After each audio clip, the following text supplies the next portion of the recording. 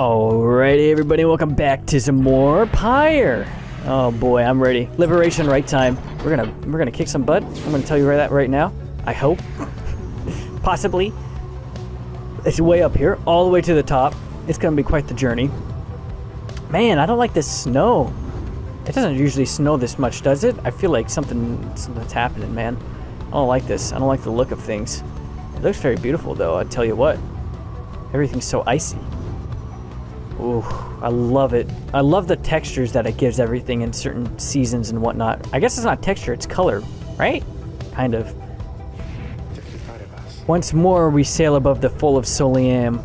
The temple to the 8 scribes awaits us in the summit. None have seen the temple, save for those worthy to conduct the rites there, and myself and the counterpart Celeste. You may then wonder whence it came. The cycle of the rites has turned since the beginning of this age. Over its course, whilst waiting for the cycle's turns, some exiles thus paid tribute to the 8 scribes.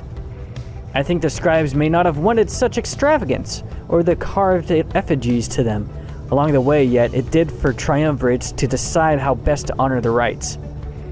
They chose to honor them as you see there. How you remember this, of course, whether you ever wish to do so, that is yours to decide. The scribes would not want otherwise. Alright. That sounds good. So it's a big, like, kind of worship zone. Sweet. Is youth group held up there? That'd be great. You said Hedwyn shall gain favor from the scribes, or Pamitha. Who would we want to play with? I kind of want to play with Hedwyn. He's kind of real well balanced, and I kind of want to, I want to do good. I want to win this one, and I think Hedwyn is perfect to win this one with. Make landing upon Mount Aladiel while Wolford pulls you aside while others complete the post-flight inspection. He puffs at his pipe before speaking up.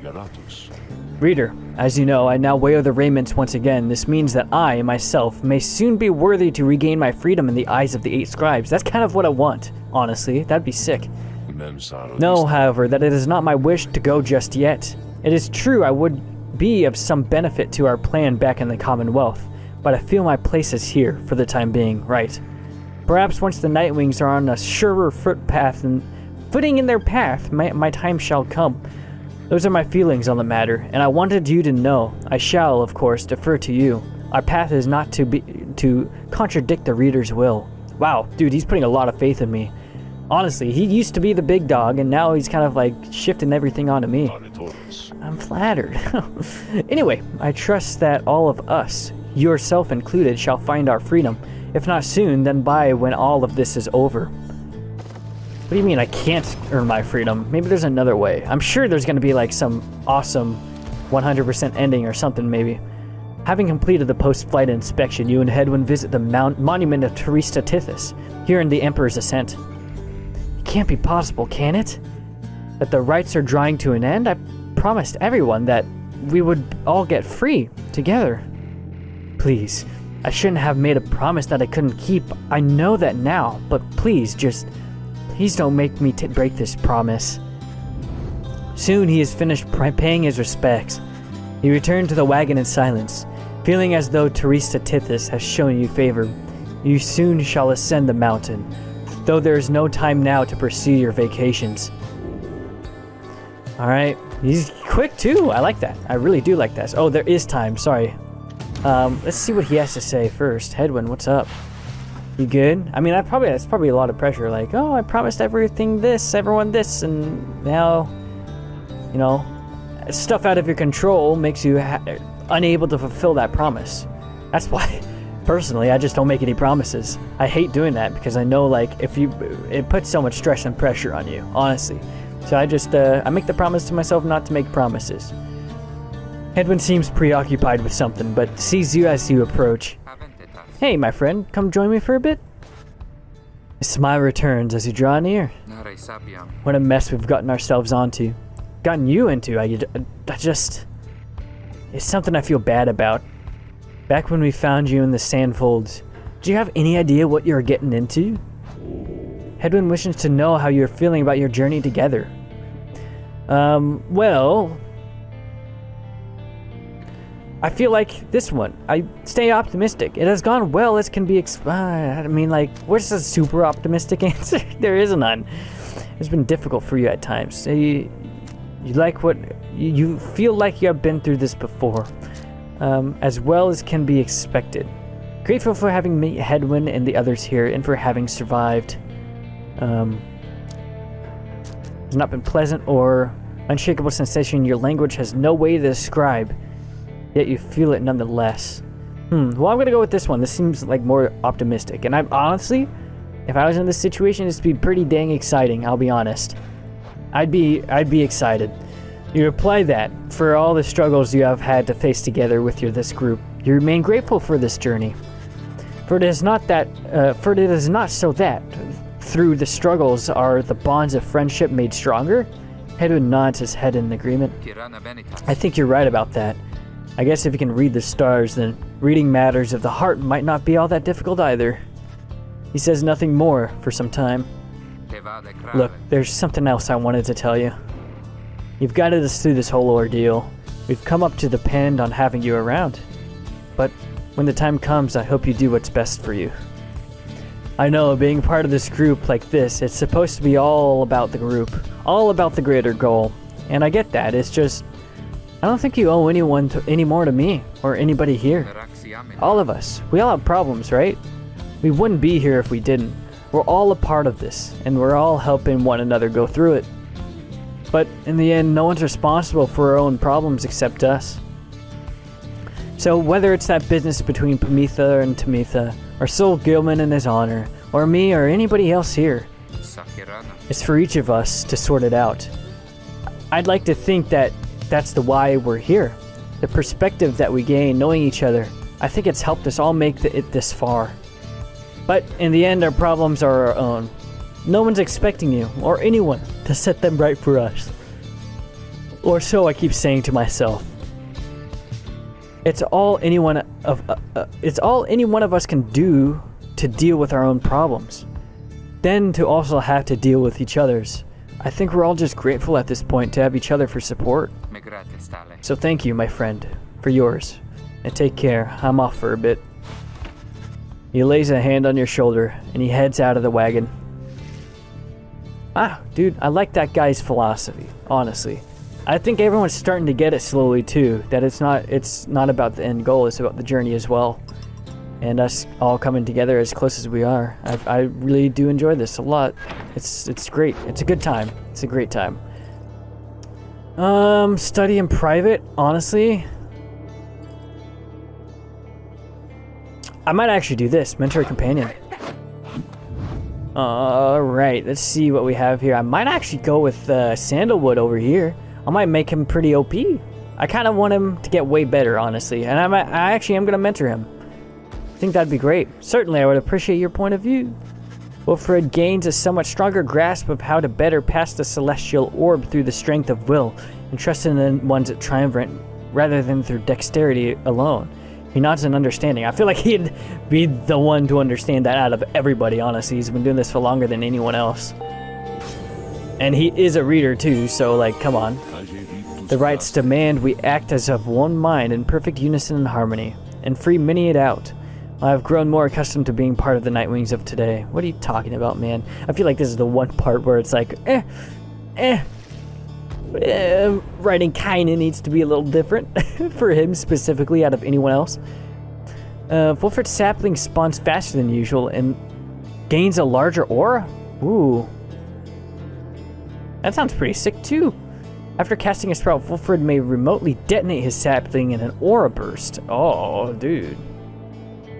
If Wolfert's adversaries extinguish his Pyre, it is restored by 10. Honestly, I might get the faster aura? Faster and larger. That might be pretty, this might be pretty sick. Sturdy sapling. I'm gonna get that.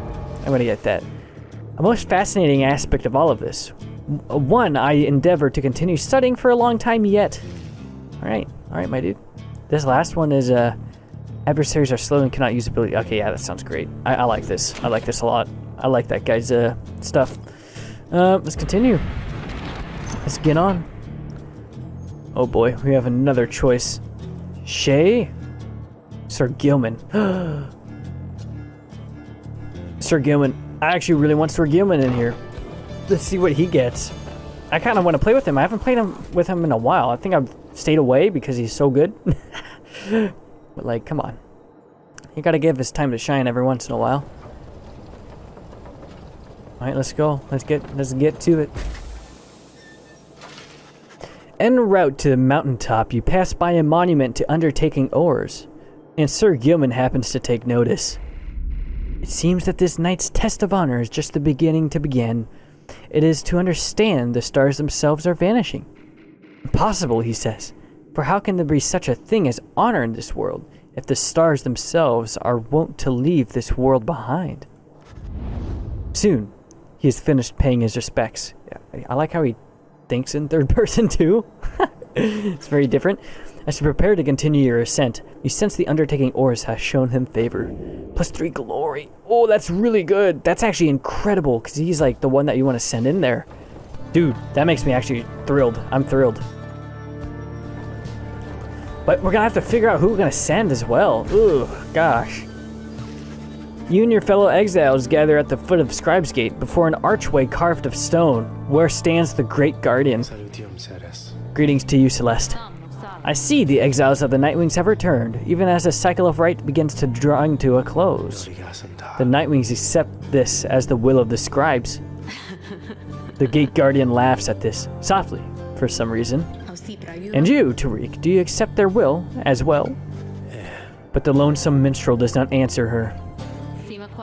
It is no matter now, the Nightwings. Each of you come forth and state what it is that you seek whilst crossing Scribe's Gate. I feel like they know something that we don't. Right, you're kind of getting that. Celeste might know a little bit more than the minstrel. Or the minstrel could be playing dumb as well. That could be part of it. One by one, the Nightwings declare themselves. You all pass through as before. When Wolfred takes his turn, Celeste stops him. You, I see you wear the raiments once again. Explain. The cycle of the rites is ending. While I do not know exactly why, I have my fears. One of my contemporaries, he, who fell from the summit long ago, he lives, and seeks his liberty again. He stands against us now, and believes his triumvirate to be the true Nightwings. I remember well the contemporary whom you mean. Then the Nightwings stand divided. Yes, and so I wear the raiments once again, in case that it may help to right this wrong. For I am Wolfred Sandalwood, and I seek liberty for each of us, so that one day we might stand shoulder to shoulder on the other side and bring our freedom to the people there. She considers Wolfred's words for a moment. I see then. Move along. Very sly. Very nice wording, Wolfred, I see. The Guardian of Scribe's Gate regards you all, and then she beckons you onward. The 8 scribes bid the Nightwings welcome. Go forth with glory. Celeste? What is it, Tariq? The will of the scribes. Long have we both followed it. I think you would agree. In equal measure it has drawn us close as separated us. But if their aim now is to keep us apart for another age or longer, then no, I do not accept their will. You blasphemy, Tariq, and at the gate no less. But the lone minstrel simply puts his hat back on. Then may the scribes themselves admonish me. Till tomorrow night, Celeste. Oh God. Oh God, I don't like this. I don't like this a lot. No, I have a bad feeling about the lone minstrel. I hate this. I hate losing. I hate all this loss that I'm going through as well. God, it sucks. Having reached the peak of Mount Aladiel again, you see the vastness of the downside all around you. It leaves you deep in thought regarding which of your companions ought to go free this night, as Jody did last time.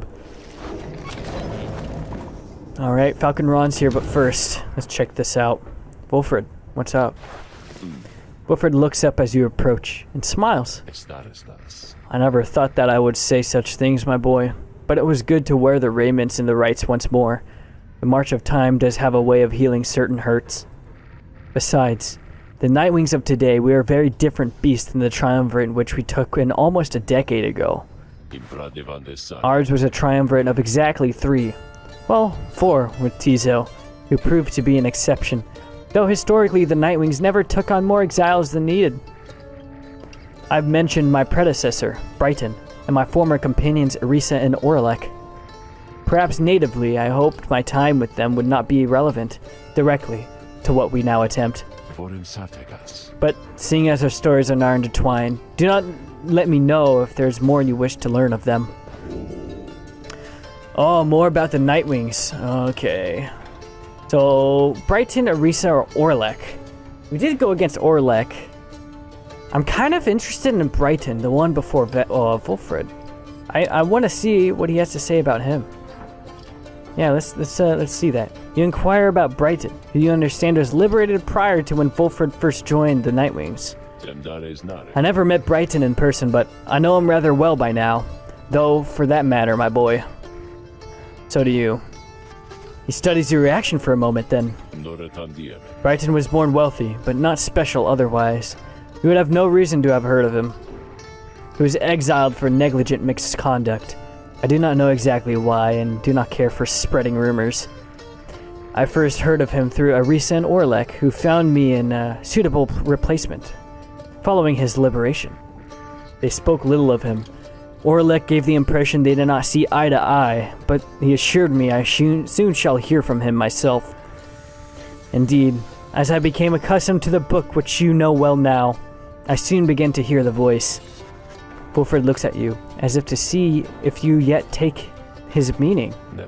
You see, my boy, after Brighton's liberation, he assumed a new identity within the Commonwealth, and a new responsibility to the triumvirate which liberated him. No way! I actually was not expecting that. Oh, that voice you hear from time to time, whencesoever the stars align, it's his. Wait a second. Wait, how? Was there not a voice before then? Really? That's actually a hell of a plot twist. But he has such a grudge with Wolfred. It sounds like. Definitely a huge grudge. Wow. I like how, what was it, last episode? I was like, we're gonna find out who the narrator is, right? Wow, that's actually a weird twist. I was not expecting that. He's no longer Brighton. He is now none other than the... what the heck? Archjustice Androbiles 9. Okay. The Grand Judge and figurehead under whose watch the Commonwealth is governed... under who watch the Commonwealth is governed in this day. So he's like the dude of the Commonwealth. But he also gets to contact with the downside as well? That's so whack. That's really weird. Why? Liberated exiles retain certain burdens to their old triumvirates. They have much to thank for them, not just for their freedom, but their exalted status in the Commonwealth. The theocratic rulers of the Commonwealth, they do not wear masks and raiment simply for the sake of ceremony. They are not who they appear to be. Their public pasts are nothing but a fabrication like Brighton. They once were exiles too. Brighton, that voice. He has no love for either one of us by now. He knows full well what we attempted to do, yet he is bound by the traditions of the rites. He shall always stand on ceremony and complain, but I think he knows deep down that he is powerless. How ironic that one of such high status in the Commonwealth should be so frightened of some long-forgotten exiles such as we. Anyway, that's Brighton for you. He must have seen in you the potential to be one of his staunch supporters for a time. If that's a path you'd wanted to pursue, I should apologize. Now then, whom else should we talk about? What? Oh, so we get to hear about them all. That is nuts. I was not prepared for that. All right, we haven't heard anything about Teresa or Orisa. Sorry. She betrayed Orlek, causing the Nightwings to fall apart. Why would she do such a thing? Yeah, why? That's a good point. What's the motive? You ask about Orisa, who you understand betrayed Orlek at the moment of his liberation, but then perished in the shimmering pool. I'm afraid you know the burnt of it, my boy, but I suppose you ought to know something of Orisa's past. At least you'd be quick to judge her solely by her actions. Mind you, I would never make excuses for the terrible choice she ultimately made, but her life, I understand, was very difficult. Orisa had been exiled for the foulest of acts. You could see it plainly branded on her face. Such was the hideousness of what she did in the eyes of the Commonwealth. She was an apprentice blacksmith in her youth, taking up the post left by her brother. She had fallen in battle on the blood border, despite wielding her father's own lance and armor. Her father never quite recovered after this, and had grown cruel and detached. It was Irisa who took the brunt of his fury. He expected the impossible of her. One day, it was all too much for her. So when the next he leashed her out again, she struck back.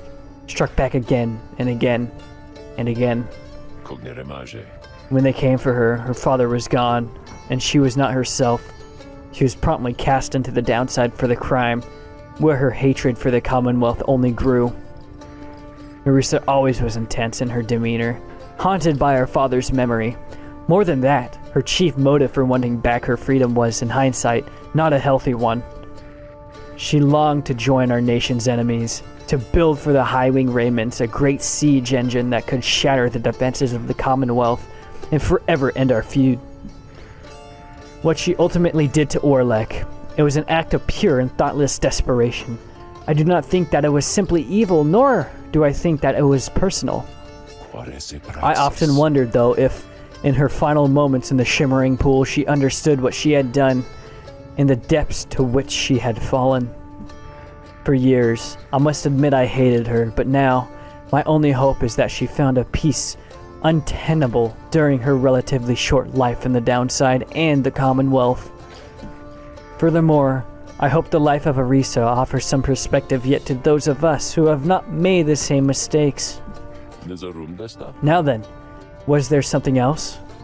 Alright, that's deep, man. So she has one poo-poo of a past. Wow, that sucks. I wonder if they actually die in the shimmering pool if that happens, or if, like, they go somewhere else? No idea. Like some afterlife? This world has so many surprises in it. I wouldn't be surprised. I mean, I was surprised with that last plot twist, but you know, with Brighton, the demon whom you met, what was he like before? Where he was in Volfred Close? You know what I mean. You ask about what Orlek was like before he and Volfred first became acquainted. Volfred remained silent for some time. I was very, very sick, you know. When I first landed in the downside, the long trip down the river must have been a little much for me. It was Orlek who found me. He could not have known of my capacity to read before he revived me. He was a physician, intolerant of the sight of suffering of any kind. Not just any physician, mind you. A gifted, highly decorated one. He served on the front. Back then, skirmishes erupted frequently, and those such as Orlek, they had to deal with many casualties on either side. In time, he said he grew repulsed by what he saw. This sowed in his heart a yearning for an end to all the bloodshed, so he tried to use his status to negotiate a treaty with the High-Wing remnants. It must have gone about how you'd expect. He was given direct orders to return to the front, but when he refused to soil his hands again, they cast him into the downside. Here, he gained the notice of the Nightwings, and before long he grew to be one of the finest rites conductors anyone had ever seen. He was instrumental in the liberation of his companions, whose roles in the Triumvirate were later fulfilled by Irisa and me. In time, Orlek's own opportunity for freedom had come up. He longed for it, so that with his exalted status he might stand a better chance of negotiating peace. However, on the evening of his liberation, well, you know the story from that point. Volfred breathes a heavy sigh. He and I were kindred spirits for a while. I could not bear to think that he was gone, and now I still cannot entirely believe that he is back. He is our adversary now, transformed, grown cold. Still, part of me is happy that he lives. Make no mistake, of course, I shall not be swayed against our plan, not by Orlek or anyone.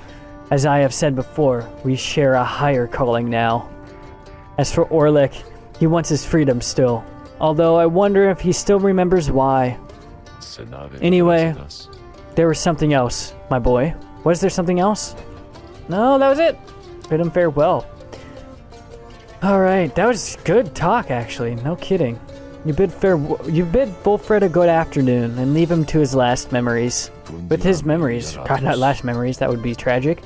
My pleasure, reader. Reflecting on what the past from time to time helps demonstrate how far we've come, yet how much farther we have yet to go. And no kidding, that was a good read. Let me tell you what, that was a really good monologue.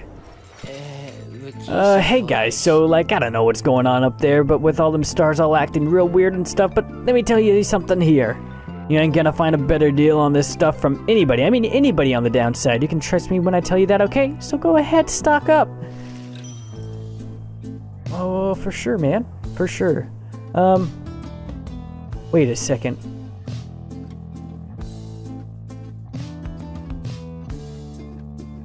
Wait a second. Was this guy always here? Oh, is that his father? I thought this was his father or something. Holy moly, has it really been like 29 episodes and I haven't figured that out? Oh my goodness, I feel stupid, but yet like astonished that I didn't see that before. Wow. All right, permanently. Whoa. That sounds good. Let me sell these first. Are these getting more expensive, by the way? No. 72? Oh, we have just enough too. Oh gosh, yeah, we're taking that. Plus 1 hope. Yeah, sure. As a permanent upgrade, I'll take it. If it's permanent. Appreciate you doing business, and you guys sure tell your friends, okay? We got another thing from the book as well. I'll check that bad boy out, baby. Forged findings. There's a simple pleasure to be found in foraging about this place. Easy for a cur to say, of course. Though barren looking to the naked eye, the downside has its share of semi-hidden treasures waiting to be found. It was a nose for treasure, after all, which drew us here. Certain types of artifacts found in this place would fetch a reasonable sum of soul, whether because they shine with inner light or due to other special properties. I have observed that stardust, fallen freshly from the heavens, sometimes glimmers in the afternoons. I have not found a use for it as of yet, but although because it brings me faith, perhaps I have indeed. It's very, very wholesome. Alright, that's that. Oh, okay, Sandra. Can I talk to you? Please? Oh, very kind of you to visit me again like this, oh lovely reader. So now you're okay. You're very bipolar over here. You're confusing me, sending me mixed signals. For I was just standing about in the blackness of this void, thinking it would be most pleasant if something were to happen for a change. There's a long period of time that this incarnation of mine failed utterly to do anything but bring me peace of mind. Not much of a punishment. I invite you to imagine an upbringing among the Sisters of Ark. Living on the outskirts of civilization, your days all full of training which could kill you or cripple you for life. Ancient band of killers trained almost from birth to carry out missions without fail. Oh gosh. All the sisters needed was a name and a sum of 500 soul up front. That actually doesn't seem like a whole lot. I don't know. Inflation. Possibly. How do you suppose I lost my sight? Through glorious battle with the scribes or in a careless sparring session with my master? But not forgotten enough just yet. In any case, at first I welcomed the prospect of not having to struggle every moment to survive. But in less than 2 centuries, why, I started to grow terribly bored. It did not help at all that the nightwings of the early days were stogiest lot that you could imagine, obsessed with obeying the book as strictly as they could. Some of them started to remind me of myself, I think, when I was young. Such idiots, the lot of them. But what am I saying, lovely reader? I shall not bore you further with such matters. I would have bored myself to death back then, if only I could die. Like so many other things, I think mortality is something often taken for granted until it is taken away, so, given your mortality, what say that we get back to business here? Interesting. So, I feel like I really kind of missed out a lot on her backstory in the past, but I get it now. I can get it now. I've been just forgetting that she exists, honestly. There's not like a little glimmer thing that's like, hey, new dialogue, but I guess you don't need that if, you know, you're smart, but still. Anyway, I think that's gonna do it for this episode. Hopefully everybody enjoyed this episode as much as I did. Yeah, and I'll see you in the next one.